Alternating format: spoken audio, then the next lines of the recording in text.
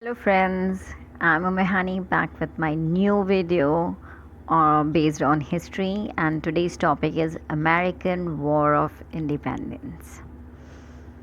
We have done so much of Reformation, Renaissance. Now let's go to America.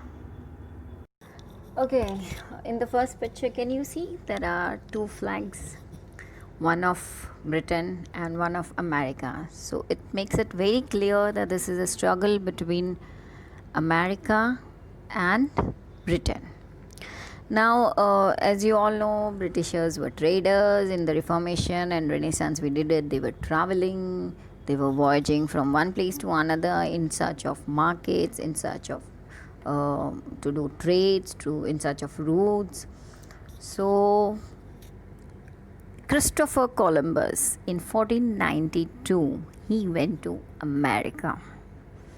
Okay, he was a British man, and thereafter he felt that this is a good harbor, there is a trade could be done, and gradually, just how the British always followed the policy of colonization, and they made 13 colonies of America.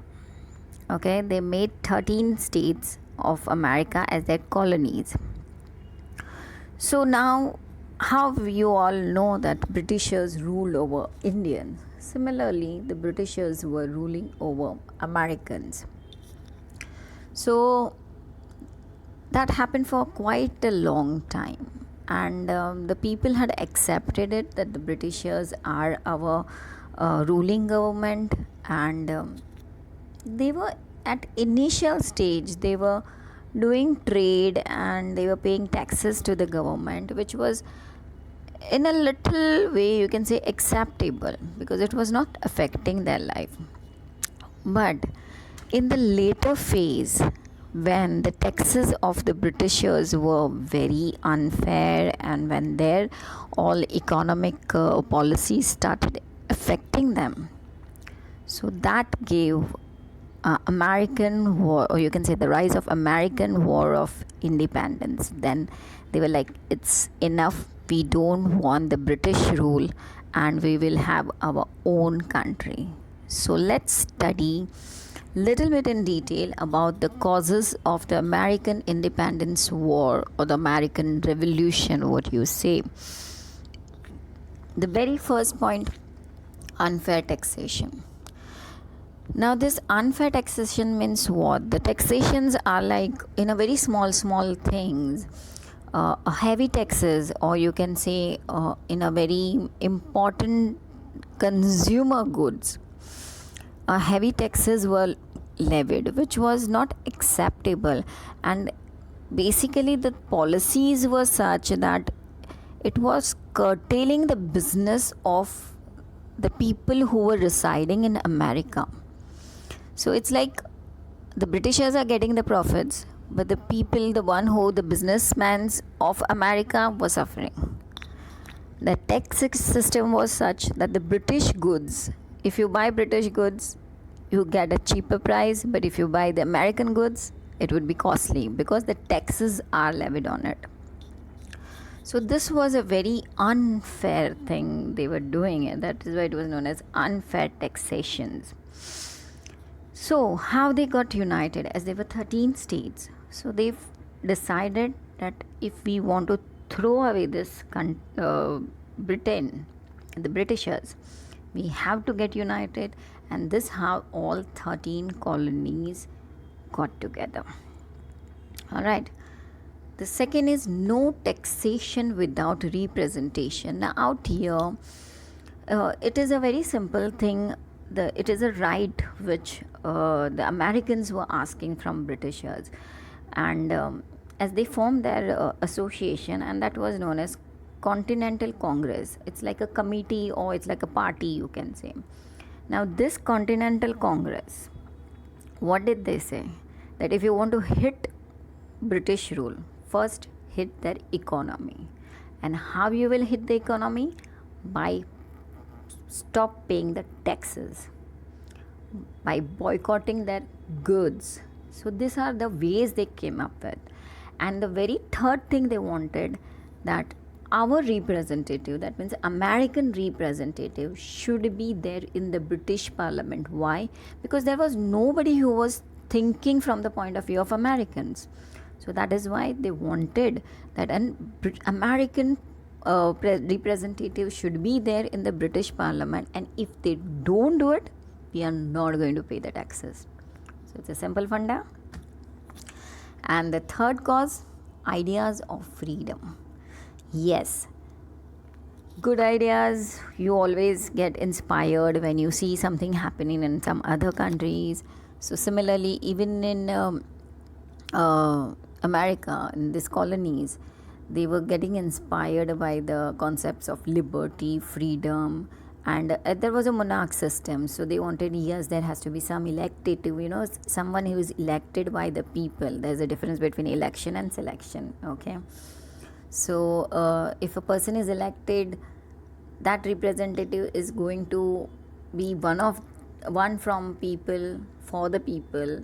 Okay, and it is by the people. So anyways, that we will do it later. So this is the simple thing they wanted. All this thing inspired them a lot. Now, the most important cause I will say here is the immediate cause. Why I have separated this point? Because which is one point when the revolt began so bad that ultimately the Americans were like, now we should directly throw out this British government. And the very first thing they started with was the Boston Tea Party. You all must have heard of Boston Tea Party, but what it is. In this Boston Tea Party, the Americans went to the Boston Harbor. They captured the British ships. Now this was loaded with the tea goods. Tea, the chai aap peete ho. So that it was loaded with that goods. The chest of those teas, they throw it just like that in the water. So just to prove that we are not going to accept your goods, we are not going to pay taxes, and your economic policies are not going to help us. So obviously we are protesting against this. This was the first act they did it. Now this act was done, so you think the British is going to remain quiet? No. They were passing more and more and more intolerable acts. Intolerable means you can't tolerate it. It was very, very much judgmental kind of acts, which is always favoring the British rule and not the Americans. So to stop there, final thing which came up was an war. So on